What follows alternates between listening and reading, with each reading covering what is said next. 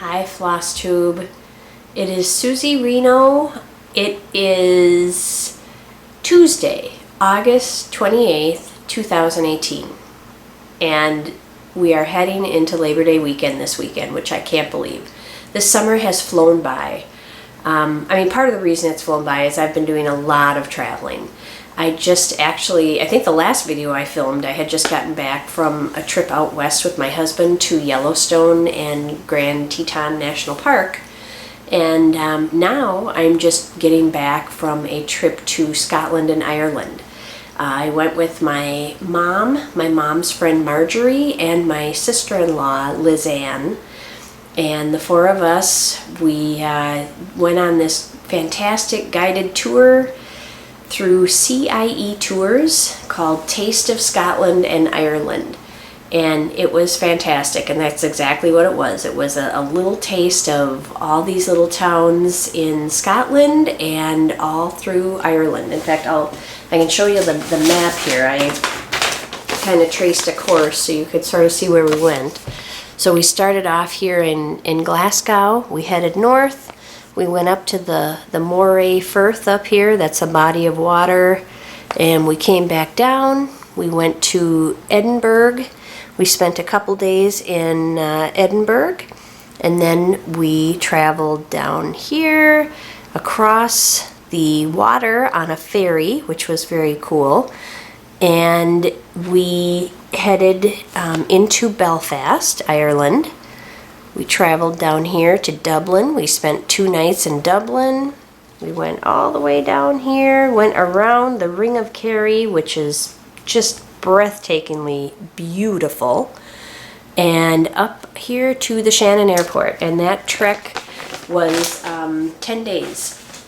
And it was great fun. And that's, like I said, exactly what it is a taste of everything. So we got to see lots of regions, we got to see lots of towns and lots of Irish culture and Scottish culture and taste the foods, and we had a really fantastic time. I love traveling. You learn so much when you travel, and especially overseas.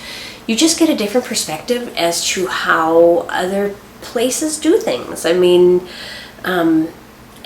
I enjoy traveling so much, and I'm glad my mom enjoys it too, because we have a great time together. There were some huge highlights. I'll go over my two favorite things, I think, while we were there.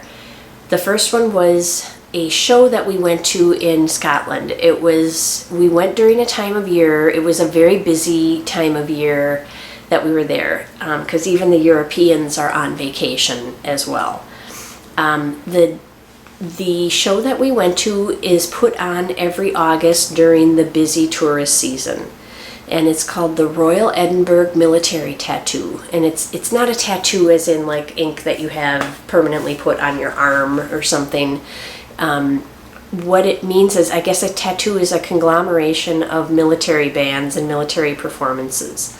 So these are, there were many different bands from around Europe and around the world.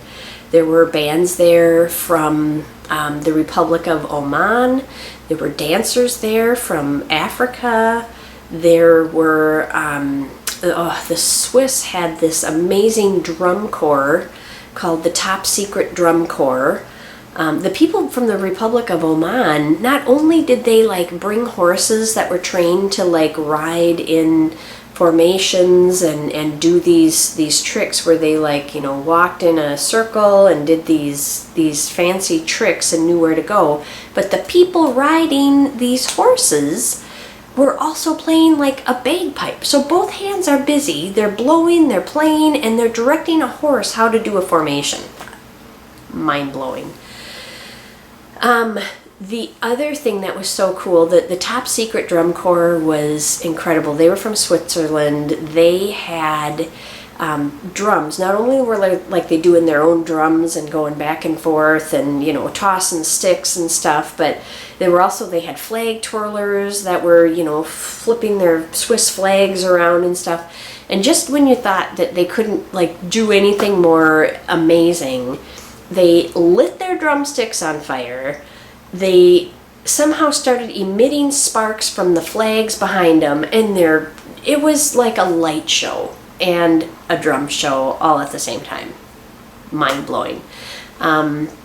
I'll try to find a YouTube link to, it's probably just going to be some amateur video or something like that, or maybe I'll see if I can even get it in the end of this video, because I took some pictures that were, and some video that was amazing. There were military bands from the US there. It was something. And it's all in like the shadow of the Edinburgh Castle. They set up this big grandstand right at the base of the Edinburgh Castle. And I don't know if the Edinburgh Castle is huge, big wall, fortress. And the whole time that this is going on, while the bands are playing down here, they've got graphics that are showing on the side of the castle. So the castle is sort of like their movie screen. So there's like graphics unfurling and happening and planes flying. There was like a flyover of 2 military planes at the start of the performance. There were fireworks at the end of it. There were lasers at the end of it. All the bands came on together and did this one huge choreographed show at the end. I would compare it sort of reminded me like the grand scale of the opening ceremonies of the Olympics. It was sort of on that regard. That's what it reminded me of, and it was just really cool to be able to see it. I had no idea that it would be that incredible, and it really was. So, all right, enough about that. The other thing that was a big highlight were the Cliffs of Moher, which are along the Ring of Kerry in the southern part of Ireland. Oh, talk about some incredible natural beauty. I will post some pictures at the end. It's not going to do it justice whatsoever. Though that was gorgeous landscape. And I certainly see why the color green is synonymous with Ireland. It's because their whole country is beautiful. It's green year round. And the hydrangeas there, okay, that's the third thing. Their hydrangeas, unbelievable. They have the most gorgeous hydrangeas I've ever seen in my life in Ireland. I could not get enough of them. Everywhere we went, there was just like, people would just have them in their yards, and they were these beautiful purple and blue bushes of hydrangeas. Amazing. So, if you ever get a chance, head on over. Worth the trip by far. So, okay. I'm going to go over my haul. I found a few things. I'm so bummed. I went to all of the towns that our linen is named after. I was in Edinburgh. I was in Dublin. I was in Belfast. I was in Cashel. I was in all those towns. Do you think I could find a piece of raw linen anywhere in either of those two countries? Anywhere? No. I was at a museum that talked about the linen making that they did in Belfast. That was like the capital of linen making back in the day. Could I find a piece of raw linen anywhere? No, not on my tour. So I was a little bummed about that. I was really hoping to bring home like a few yards of raw linen or something, but I never found it. I found linen, but it was already made into like tablewares and things like that, so no raw linen. So that was a bummer. But I did, the first night that we got there, we stayed in Glasgow, and across the street from our hotel was dun, dun, Manders, the fabric store. Right in Glasgow. It was wonderful. By the way, the people in Scotland, and Ireland too, but the people in Scotland are so funny and so nice. They like fall over themselves trying to help you. Like, if you're like looking confused on the street, like, oh, do I go here? Do I go there? They're like, they will like drop everything and come over. What do you need to, what can I help you find? You know, I mean, they're just like the nicest people. If something was out of order, they apologize profusely, and you're like, oh, stuff happens. It's okay. You know, I'm not blaming you. I will come back to Scotland even though your toilet's out of order. I swear it's okay. I mean, they were so kind and so nice and so helpful. So anyway, so Manders is a fabric store. I'm a quilter. Actually, three of the four of us. My poor sister-in-law, Lizanne, was such a good sport. She is not a quilter. She's not a needleworker. I don't know if she ever wants to be, but probably not after this trip, because we had to, you know, anything remotely fabric or quilting related, we had to stop, of course. So I found some fat quarters though at Manders. I tried to pick out fabrics that were exclusive to the UK that I couldn't get here. Two of them were not, but this one and this one, these are, again, they're not really, well, they're fat quarters, but they're quarters of a meter. So they're a little differently sized than our fat quarters, but this is a Heather Ross fabric, and this one I know is a Moda fabric, but it's just got these cool schooners and everything. So I think, who is it? Is it Darlene Baumgardner? Yeah, that's the one. She's always on the Acorn and Thread videos. These are schooners. She always calls prairie schoolers prairie schooners, and they give her crap about it all the time. So here's some schooners for you, Darlene. Schooners. They're not prairie schooners though, because a schooner on a prairie would be ridiculous. So anyway. Okay, sorry Darlene, I just had to give you some crap about that. These are all fabrics that are exclusive to the UK. Look at this one, you guys. There's little cross-stitched hearts. Aren't they fun? Little cross-stitched hearty flowers there. These were just fun little snowflakes. Being from the land of cold and snow, I had to pick that up. Here's some little, this kind of, it looks sort of like a cotton lawn fabric, but it's not. I love these little robins. Aren't those fun? I know another floss tuber who would love those. And last but not least, these little gnomes. These remind me of my friend Kim, who works at the Silver Needle in Oklahoma. She has and I think Mona does too, Mona from the Silver Needle.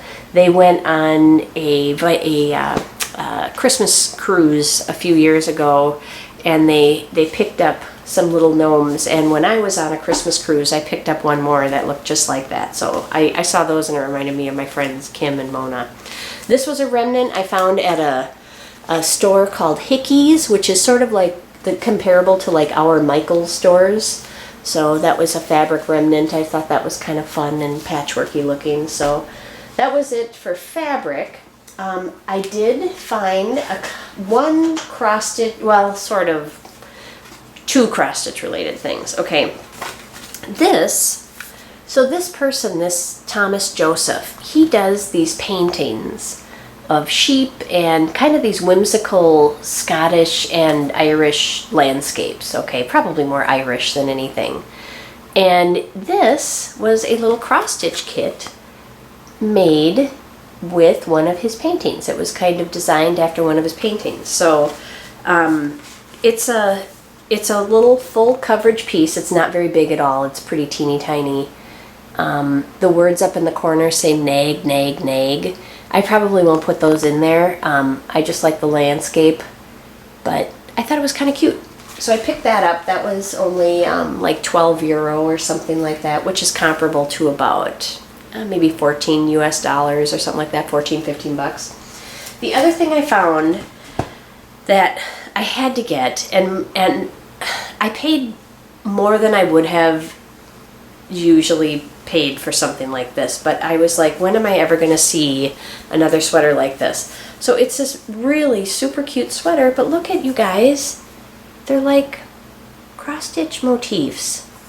My mom and my sister-in-law were like, Susie, you have to get that. You have to get that, Susie. So yeah, you'll be seeing me sport this when the weather gets colder. I mean, it is a sweater. We have winter 8 months out of the year here, so it will definitely get good use, but it's more than I would have normally spent on a sweater, I think. I paid, I don't even know if I should tell you what I paid. Anyway, it was like €70, which is close to like 80 or more US dollars. So, but it was one of those things where it's like, I'll remember where I bought it.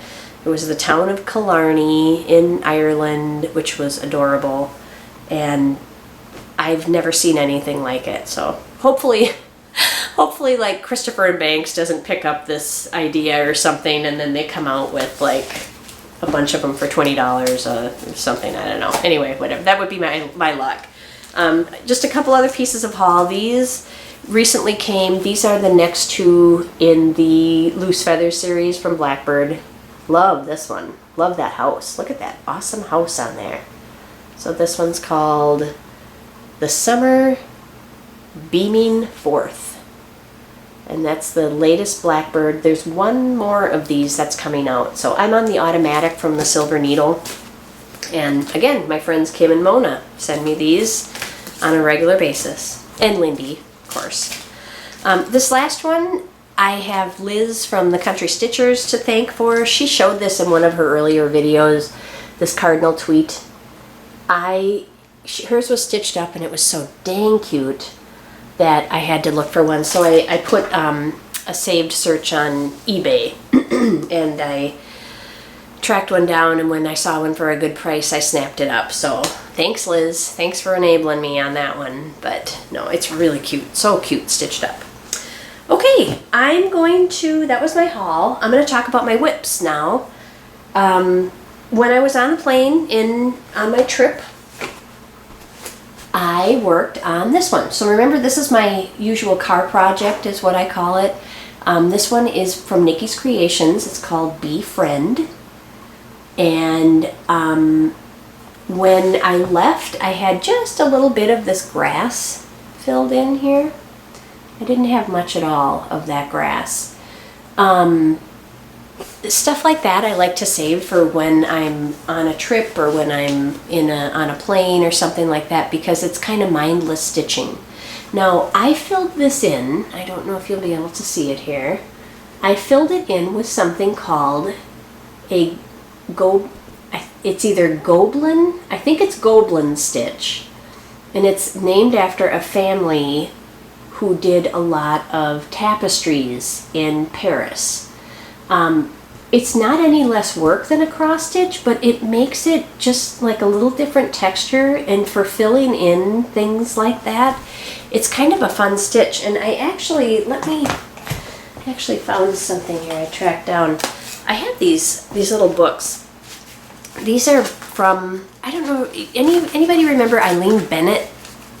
Eileen Bennett was a designer from the Sampler. I think her store was, or her design label was the Sampler House. Is that right?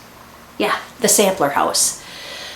She put out these great little books that were like reference books. So, and you can see like just fantastic illustrations showing you how to do different sampler stitches, and it's kind of my go-to.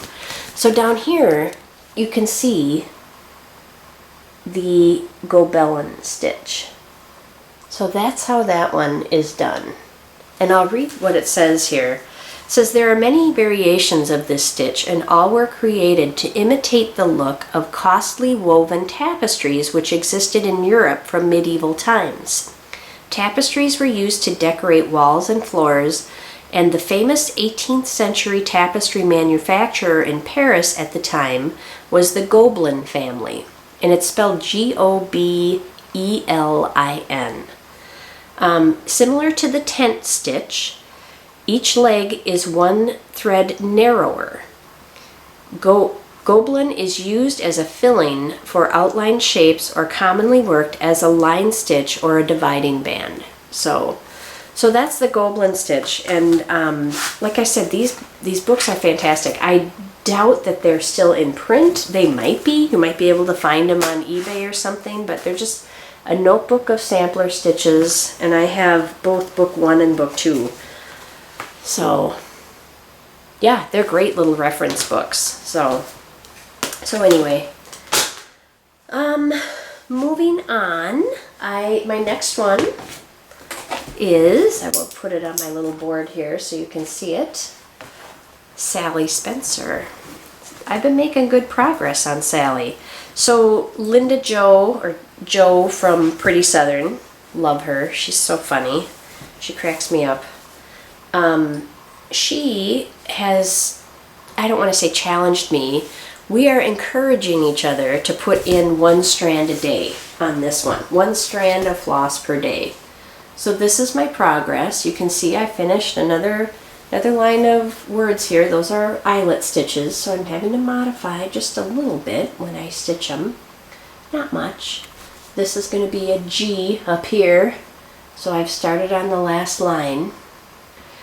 And so she and I are putting in one strand of thread a day, at least. That's our goal. And it's working pretty well. I like it.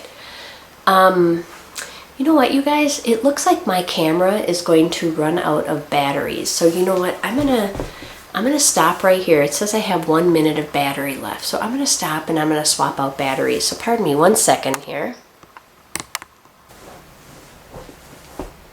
Okay, I'm back. Sorry about that. I gotta make sure my battery's charged up from now on before I start. So it just kind of snuck up on me. So I was talking about Sally Spencer. And I have a question that I want to ask you guys, and if you want to weigh in, just feel free to comment below on the video. So there are some floss tubers that are putting their own name in here instead of Sally Spencer. Donna Ray, I think, did that, and I think, did Lynette do it from Homesteading on the Home Front? I can't quite remember. I can't remember if she did it or not. But anyway, I'm contemplating putting my own name in there. Lynette was kind of talking about, you know, years from now, how are people going to know who really stitched these samplers? Because obviously there's going to be antiques with names on them by people who actually did stitch those samplers, and then there's our generation who seems to love to reproduce those, but we're not stitching original samplers. Some of us are, but for the most part we're stitching from a pattern. So how are people going to know? Now Ellen Chester does something that I think is really cool. In the margin of her stitching, she will, like, you know, something that isn't going to be seen but will be tucked into the frame on the back, she will write like stitched by Ellen Chester in the year 2018 or something like that. I like that idea. And it's just I don't know though. So weigh in, tell me what you think I should do. It wouldn't be a big modification for me at all to put Susan Reiner instead of Sally Spencer. And I'm kind of thinking about doing it. Because it would be an I mean, it is something I stitched, but yeah, it's not my design though. So anyway, tell me what your thoughts are on that in the comments, and if you think I should stitch the original Sally Spencer, or if you think I should put my name in there instead. So, by the way, when I was charging my battery, I realized I never showed you the original picture for the NikysCreations Bee Friend sampler. So you can see on mine, I just modified a couple things. Here, I'll put this back on the board again here for you. I modified a couple things. It's more with colors than anything. I was so busy showing you the Goblin stitch that I didn't show you what I have to finish. All I have left is I have to put a blackbird here behind these two and one sitting on the top of the house, and then there's like a sampler band that goes right in here. So I'm almost done with that one. I would say just a couple hours of stitching left on that one, but I wanted to make sure that I mentioned who that was by. NikysCreations. It's called Bee Friend. So okay, what is the next thing I want to show you? Okay, I've got those two done. So I'm going to show you I'm going to show you another whip that I haven't ever shown you before. This is a silk gauze piece that I started, oh golly, years ago. It was from a magazine. The magazine is called Cross Stitch Gold. And I was kind of inspired to show this because of Lori from Mischievous Stitches. She is doing that really neat Noah's Ark on silk gauze, and I was like, I have that silk gauze whip. I should get that out and I should start working on it. So this was a design that was in Cross Stitch Gold magazine. I actually really did try to find which issue this was in. It's called Garden Posy, and I'm not sure of the designer, but it was in cross-stitch gold. I'm guessing in the mid-2000s, maybe early 2000s. I'm not sure, but Garden Posy, that's what it's called. So I'm doing it on silk gauze. And that's how far I am.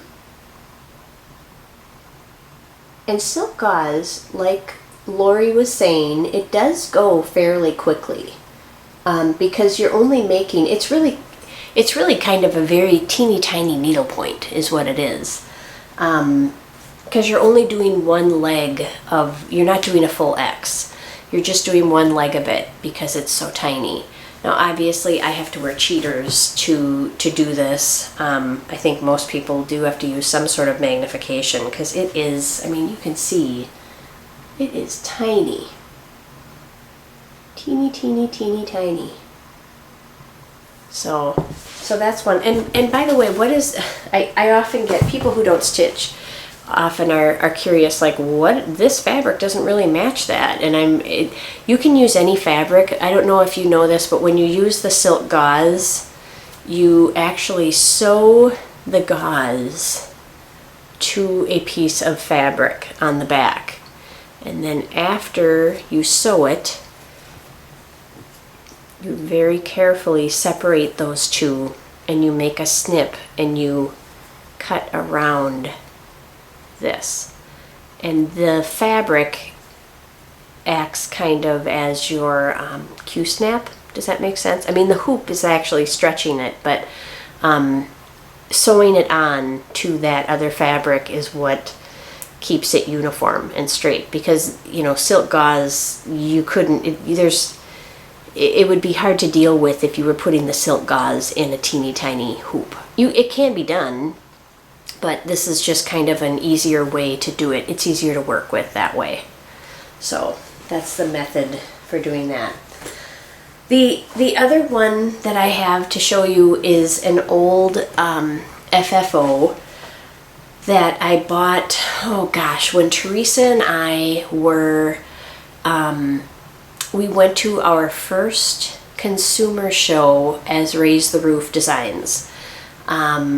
We had so much fun. She was still living in Fargo at the time, and I was in was I in central Minnesota? Yes, I was, I think. And yeah, I was. And so we went to the show that was in the Quad Cities. And I think, is that right? Yeah, we were in the Quad Cities.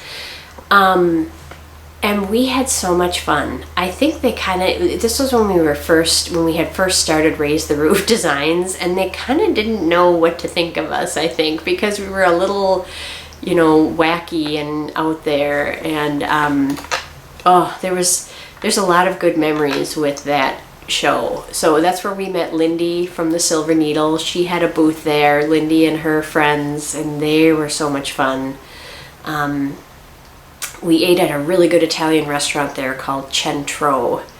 And I remember we did this thing where we would have the servers come over and tell us jokes. And we had like a pile, we all put a dollar bill in the middle of the table.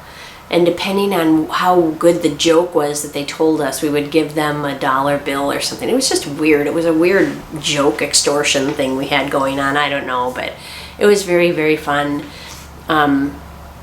We had a great time. Theresa and I we always have a great time. I remember I can't even talk. I remember we listened to comedians and Hall & Oates. Theresa's a huge Hall & Oates fan all the way down to Iowa, but good memories. Anyway, I bought this chart anyway from Lynda at the Silver Needle when we were at that show, and it was, like I said, our first consumer show. Picture This Plus was also there. They were across the aisle from us, and we met Marilyn and Sherry. Sherry has since retired from them, but Marilyn is still going strong with Picture This Plus. But Maureen Appleton was there. That was a great show. Good memories from that show. Anyway, this chart I bought from Lindy at her little shop there, and it was so cool. It's a German chart. The name of the designer is Feine Faden. And I actually found their website. I believe this is still available. The website's in German though, so you may need to instill the help of a German high school teacher to help you order it, but you might be able to muddle through it. It's a full coverage. And translated, it means in the summer mood. I think the actual name of it is Summerlaude or something like that, but it's a full coverage piece. It took me a while, but it was fun because you could do like each, I would just do one motif a week or something like that. And it was easy. It's all done in DMC. You could easily do it with, like you could do a needlepoint out of this too. This would even be a neat silk gauze. I found the website. Let me pull it up for you here. So like here's the website. It's called let's see. So Summerlawn. Can you see that? I don't know if you can. That's the name of this pattern. And the company, like I said, it's Feine Faden, right up here. So, and they've got all kinds of really, really neat samplers on their site, really fun ones. I have a couple more. One of them's a Christmas one. One of them is just sort of a geometric, very, very colorful, another little small full coverage. But yeah, it was a fun one. I don't have the chart anymore. I think I loaned it to someone, but I'll be darned if I know who. So, not that I'm gonna stitch it again, but they're really, it's a cool pattern. So, all right, what's next on my list? Okay, I think the last thing I have is I'm just finishing up my baby quilt. Remember the sock monkey one? Oh, Train is laying on it here. Let me get him off here. Sorry, buddy. Oh, yes. You want to say hi to Train? You want to say hi to everybody, Train? You say hello? Yeah. Am I bugging you, huh? How's my guy, huh? Are you so sweet?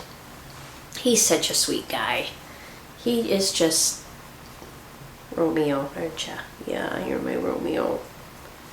Anyway, okay, onto the quilt. I just can't resist a chance to snuggle him. So, okay, sorry, buddy, you gotta sit right there for a second. I gotta show the quilt. All right. So I'm not, all these little clips are the binding clips, so I just attached the binding yesterday. So here is the baby quilt. It's all quilted. I brought it to my local quilt shop and she threw it on the long arm. This is for I now know it's a niece. They had her just this past Friday. So congratulations to them. So that's my second niece. I had, prior to those two, and those were the nieces were the last two born, I had 7 nephews, and I got my first niece last year and now my second niece this year. So they have wasted no time giving me nieces, so that's very fun. Anyway, one thing I want to, let me see if I can hold this up a little better here. All right. I don't know if you can see the quilting or not, but one takeaway that I have taken away from this, let me see if you can see the quilting at all. So it's a sock monkey theme, and can you see the sock monkey pattern? Okay, so here's my takeaway. So if you can see this pattern, I think you can, there are sock monkeys and bananas and numbers in there. So here's my takeaway from this. I don't know if anybody noticed. Have you noticed that the numbers are backwards on here? That's because they are frontwards on here. So they are turned the right direction on the front of the quilt, but on the back of the quilt, you can see that the numbers, like I think, is that a 3? Yeah. So like see how the 3 is backward? Well, it might not be backward because it's upside down, but I don't know if you can see the numbers, but the numbers are backward because it's on the back of the quilt. So if you are a quilter, you bring your that was something that never even came through, you know, that I never even thought about when I saw the sock monkey pattern, that she was able to do a cute sock monkey pattern with bananas and numbers, and I'm like, well, cute, I've got bananas and numbers on the front of this quilt, so that would be great. I mean, it looked like it was made to go with it. And so I was really excited about that, but then when I got it home and I was like, oh, all the numbers on the back are backward. So keep that in mind. If you're type A like me, stuff like that it's going to bug me. It's going to be fine. Nobody else is probably even going to notice. But if you pick a design that has numbers or letters or a word or something like that on it, when you bring it to a long arm quilter, your letters or numbers on one side are going to be backwards. So just something to keep in mind. Like I said, nobody else will probably even say a word about it, but that's my type A brain. So a couple of you have asked about my English paper piecing quilt that I kind of put in timeout after I attached half the row backwards. I have since pulled all that out, and I'm ready to get going on it again. I've just been, like I said, my summer's been so busy I haven't had much time to devote to creative endeavors. So I think that's about it for this video. I will wrap it up. I'm going to try to post more often, and until next time, I am wishing you smooth stitching and no ripping. See you later, everybody. Bye-bye.